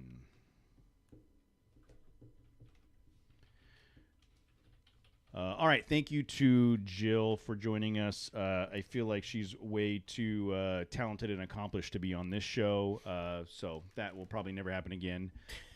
She'll probably send like a cease and desist letter or something like the that. last time. Do not release this episode. Delete that file, please. Yes, You have been X'd. So we didn't record a show last week. I was on vacation. After months of unemployment, it's so taxing to not work that I needed to take some time off and go relax by the pool. And I will say that when we stopped at the Solvang Ostrich Farm, which is a thing, and it's actually pretty cool, I saw that Canyon ATX. And I'm no joke, man. Like you that guys, would be the place where you'd see that fucking truck. It was at the Solvang Ostrich. But I'm telling you, like you guys know, I've never been a very big. The Colorado's great, but I saw a not a viable not a viable. I saw a truck carrier full of those. I'm just like, fuck, those are good looking trucks. It was such a like. The way that the body shape where they've got just enough flare at the wheel wells to make it look burly. And I peeked in the window. It looks super nice on the inside. You're right. It's a $90,000 truck, but dag blurn is that a nice truck. I have no idea. I'm only expecting that it would be a great off-road vehicle, but just from an aesthetic perspective, that it can't be any worse than the outgoing. Colorado. Yeah. And that one was it was good too. So, yeah. I mean, I was really like, ooh, damn, I might be a GMC guy all of a sudden. I was. Now that you got a job. Now that I got a job, I can afford that. I still can't afford it. I haven't worked in 4 months, but I have worked for the last 2 days, and I'm just telling you guys, shit's overrated. Work is one of those things. It's for the birds. Working's for chumps. Working's for chumps. I don't know what I did to upset my sugar mama, but I had to go back to work, and definitely... She woke you up the first morning, huh? She's like, "Hey, time to get up and work." Hey, bed. She kicked my foot and was like, "Get your ass up in the shower." Definitely. She dropped you off, and you were crying. I don't want to go. I don't want to go. It's going to be fun. You're going to make new friends. You're going to make new friends. And just at lunchtime, call me, and then I'll make sure that you're doing okay. Yeah. It's a lot. It's like I was telling these guys earlier. It's a whole new thing for me. Working that whole working thing. I have not had a midday nap in 2 days, and I'm getting cranky. I'm getting cranky as shit. I knew Matt would like that one. My midday and I'm so used to having snacks at the ready all day long. I've been packing a giant lunchbox with Cliff Bars and chips because I'm afraid of not having the pantry right next to me. Cliff Bars? Why do you hate yourself? I love the Cliff Bar Nutter Butters, the nut butters. You know what Nutter I butter like? is definitely your Nutter thing. butter. Nutter Butters, yes. Nut but butter. the Cliff Bar The makes actual Nutter Butters. I do love Nutter Butters, but Cliff Bar makes a nut butter bar, and it's like the outside is a Cliff Bar, and on inside It it's like tastes like peanut. nut butter. Again, It Cody does loves his my nut butter. favorite, dude. It's so good. You don't it's even know. not. You don't even know what you're missing. I think you have COVID. So Casey, you did some Joshua Tree exploring this weekend. What was that all about? Yeah, we did. So I was passenger princess. I actually. saw that you were you were arm candy. Yeah. Well, at $5 a gallon, we were like, maybe we'll take one car this time. Smart move there. No, because we had planned on trying to make it as simple as possible. So the plan was to sleep in the Jeep, How'd that take work as little as possible. It sucked. Mostly just because it was just fucking hot as balls out there. How hot Oh, yeah. was it out there? Oh my god! So we met. So it was me and Susan and her JK, and then we met up with Joey and Nicole at Pappy and Harriet's about 11:30 for lunch. Hung out, had some lunch, walked through the little town and some of the shops and things like that. We hit Burns Canyon about 1, so we kind of head like away from Joshua Tree. But the plan was to try to be in the cars with the AC for as long as possible until it was time to actually set up camp close to sunset in Joshua Tree. So actually it took up Burns Canyon, and then we did that New Dixie Mine, which is what we did that one year for Mhm. Hammers after we came like up Rattlesnake, Yeah. and then so that was a lot of fun. It was like there was several points where we're like, I think we're on the wrong trail. This doesn't look like it's the same trail. So it was just seemed way different, especially down once you got over the ridge, like into the wash and things like that. But it's still a super fun trail. Um, so we ended up heading, down off the 62, had dinner about 5 o'clock at a restaurant, and then got into Joshua Tree right there at Gold Crown Road. Mm-hmm. We drove in, we like aired down again, drove in like right at sunset, right about 7 o'clock or so, so closer to 8, I guess. And it was 108 degrees. Oh my God, it was so hot.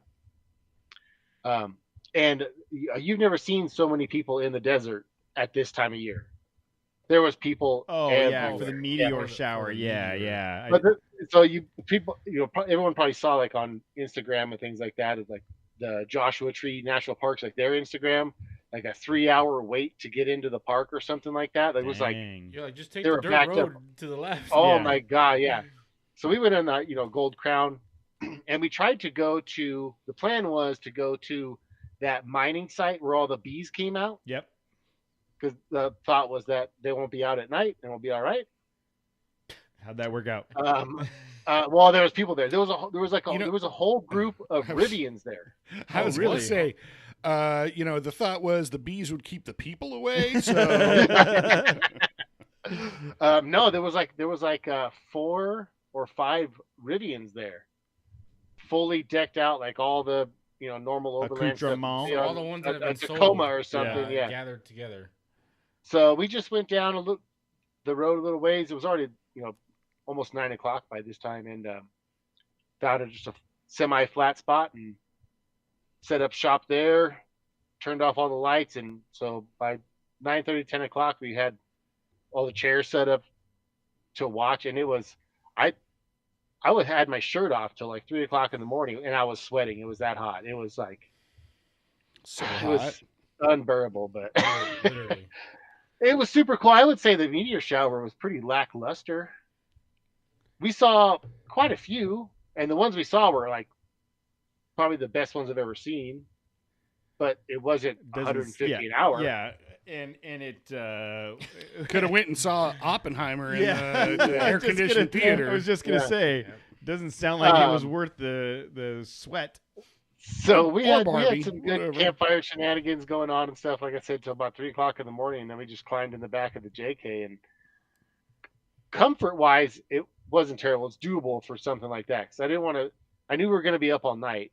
I didn't want to set up a tent, blow up the air mattress, make the beds, and then do that again in the morning. Like take it all down in the morning when it's already 120 degrees at 6 a.m. So it was the right decision to make, but it wasn't the best sleep I've ever had. That's for sure. The JK's a rockin'. Don't come with Yeah. that. Yeah, it was so. Yeah, it was hot as hell, man. Stay on your side. We of the got out of fucking there. Jeep. We got out of there at 7 o'clock in the morning, and I swear it was 100 degrees, dude. Oh man, But it was a blast. Gnarly. How'd the Ranger on 35s do? Oh, dude, her truck looks so good, so good. Son of a mother's goat. She's got a little bit of rubbing we got to tend to. But you know but not what? that- but A not that little bit of much. rubbing never hurt anybody. No, that's racing. Okay. That's what you want to call it. Honey, I'm we racing. didn't have- don't come in my room. I'm going to be racing. You guys know I've been Oh, racing I told for you like not to 30 come in when I'm years. I told you racing. never to come into my room. Never to bother me when I'm cleaning my room. Dude, I've been a full-time racer yeah, for like just a 30 years. little bit of rubbing.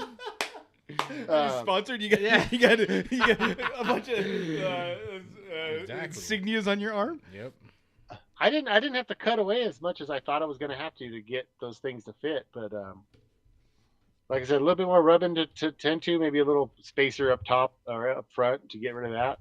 But man, it's nice. Yeah, I'm super jealous of Nicole and her F it, I'm going to do it attitude and her Yeah. Ranger on 35. So Yeah. Nicole, F you. With all the love in the world, F you. Damn. Well, I'm glad I'm glad that you guys got to see the meteor shower. It's a sounded like It sounds like I wouldn't have Yeah. wanted to be there.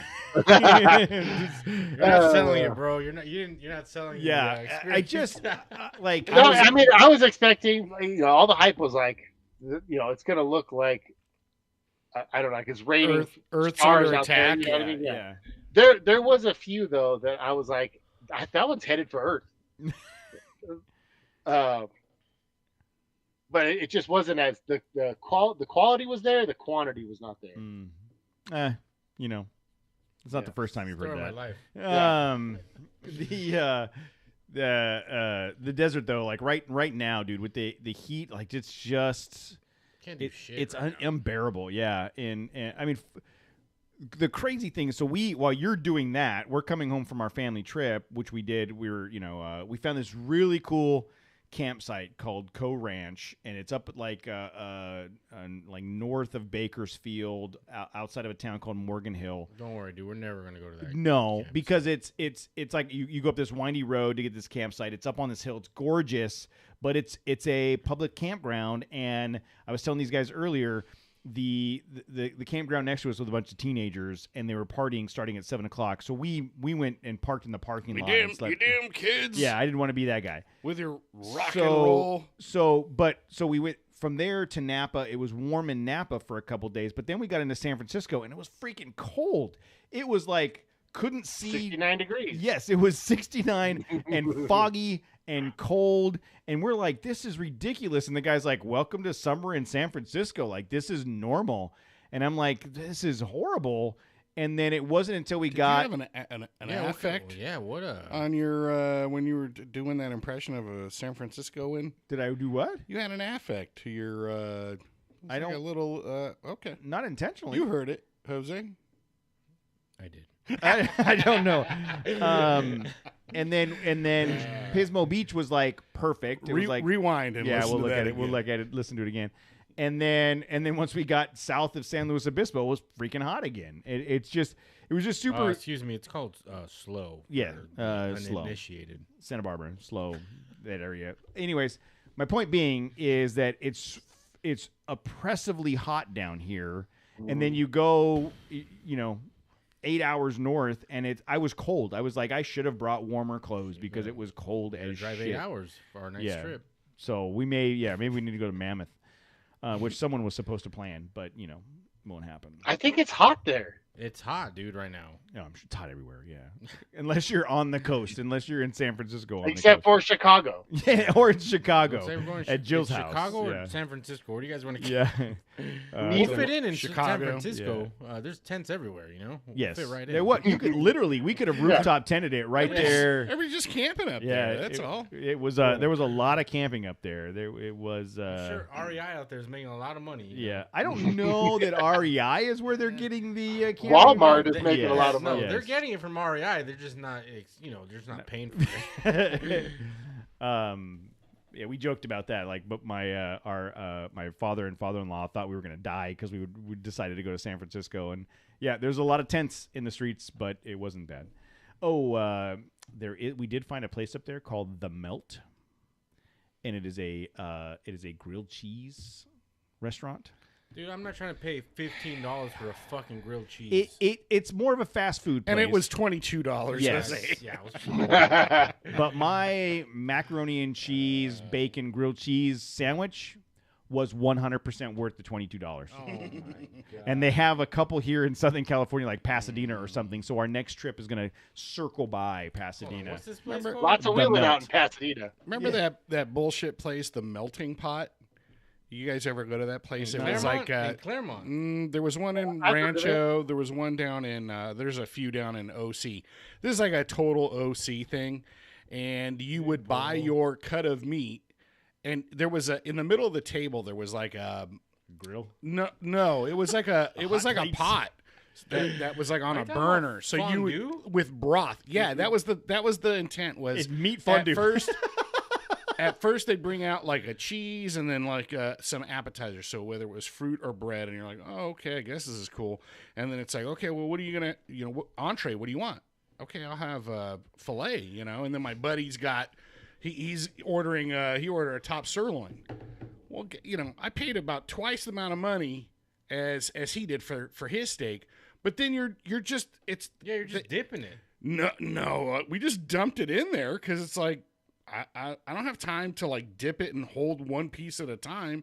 So I dump my filet in there. He dumps his sirloin. I'm like, motherfucker, he's scooping it out like you're scooping out my fucking filet, and I'm eating your bullshit ass top sirloin. And then on top of that, I'm like, why the fuck am I paying $50 to boil steak? To make my own steak. To make my own fucking steak. This is the biggest scam I've ever been to in my life. Yeah. And as you can tell, I'm so upset about it. There was a place down in San Diego. Hold like on, in the Gaslamp Jason district says. called- Jason said that they had the melting pot in Phoenix and it was trash. That's right. That's right. They're they out had of a business. place in San Diego, like in the Gaslamp district. It was called the Strip Club, What are we doing down there? and you cooked your own steak. You like ordered, I'll take whatever this meat. They brought it to you like saran wrapped, and then while you were cooking your steak and seasoning it however you wanted on like the community grills, they made your sides and brought those It's out. gonna be your bowl. Was it this? Yeah. Was it this It was place? it was like No. No, I don't think so. But grilled cheese is my favorite. Well, There's one in Victoria Gardens, by the way. really, I didn't see when I looked at their website. I didn't see the Victoria Gardens one because that's where I'll be going for lunch. This place, right? Yes. Yeah, Victoria Gardens. Is the Okay, closest I one. know. I know where I'm going for lunch. If you can't find Cody, he'll be at the Melt. Be at the Melt getting my macaroni yeah. and cheese, All bacon, deep grilled in cheese this, sandwich, in and this mac and Oreo cheese. cookie shake. and you can get it with tomato soup, and so you Nah, you dip can it. stop. You can Oh just stop my right there, dude. What's wrong goodness! with you, dude? Yes, so good, Um, man. Oh, the other it's thing I want to permanently bring is so closed, 2 weeks Yeah, ago that's why. Yeah, Don't go there. we did the base camp, the Pure 4x4 base camp. yeah. That was when you were going to come up, but just real quick, I wanted like that was such a fun time. We need to get involved with that Okay. next year, whether it be a booth or if we're just there hanging out and maybe doing some remote recording. It really is like a big off-road festival. Okay. Yeah. Music, bands, raffles, tons of vendors, trail runs. It was Acid, yeah. DJs. it glow was a sticks. real blast. I ran into I can't remember his name now, but he's Jerry's son, the guy who founded Tembo Tusk. Oh yeah. That guy's cool. And Tusk so we were out Jr. at my truck. Hold on, Jason. What's his name? Because we met him at Overland Expo. He was in the booth next to us. Yeah. The guy from Tembo Tusk hanging out with him. It's Jerry's son, Mark. Mike. Mark. Tusk, Mark Tusk Mac- Jr. Frank. Macklemore. But, so Brian. we were Brian way off. he was with some of his buddies that also worked for him, and I was like, "Oh yeah, I made one of my own." And I told them, and they were like, "Oh yeah, we saw your post and all Oh that stuff." no. And then we went to my truck and we're checking out. They were kind of Oh you know, no. they were checking out my whole setup and things like that. We're So gonna get it a was cease pretty and awesome. desist. Yeah. Yeah. That we found him. Brian, if you're listening, he's taking orders. Like if you want to white label him, Or if you guys are paying well. yeah.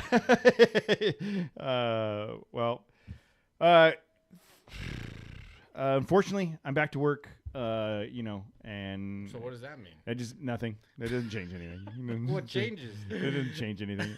The only thing it really changes is my midday nap. I don't get a midday nap anymore. So I'll have to get over it. But I used to fight midday naps, back, I don't know how much, maybe 5 years ago, like, I ain't taking no nap. And now it's like, I plan them. Yeah. I look forward to them. Like, when's the Dodger game start? Okay, I can take a nap, this time. Considering you've been unemployed you're the worst at returning text messages. You know that? maybe. I don't. He thought about it. He's like, yeah, man, I think so. Yeah, no, you might It's be 'cause right. you got that green fucking bubble. You just need to get an iPhone already. Yeah. dude. No, not gonna happen.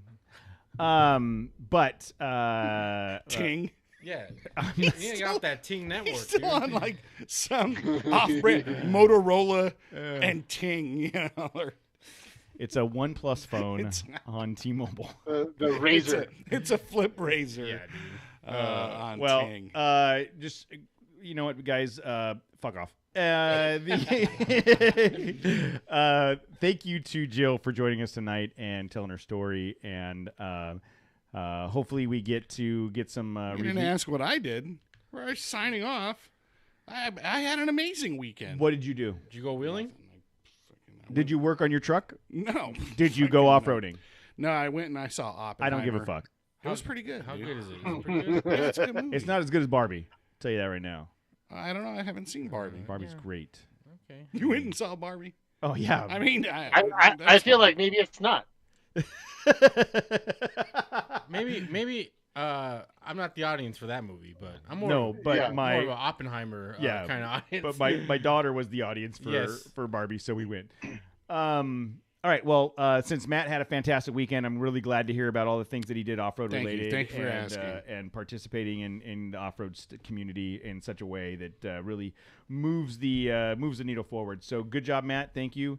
And to You just everybody, talked about fucking $22 grilled cheese sandwiches for 5 fucking minutes. because they're good. For $22, dude.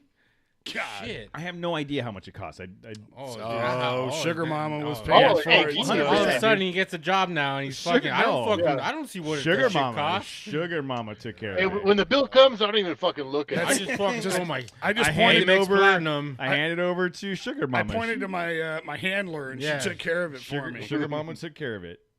Well, everybody, thank you for tuning in tonight. Appreciate it, and we will be back next week, hopefully with some more good information. And we do have a guest next week, but I hesitate to tell you who it is because every time we do that, something happens and we cancel. So we'll have an interview for you next week and some more fun information about Matt's off-roading escapades. He's $150 away from being out on the trail again. Yep. All right, guys. Thank you very much. Have a great night. We'll talk to you next week.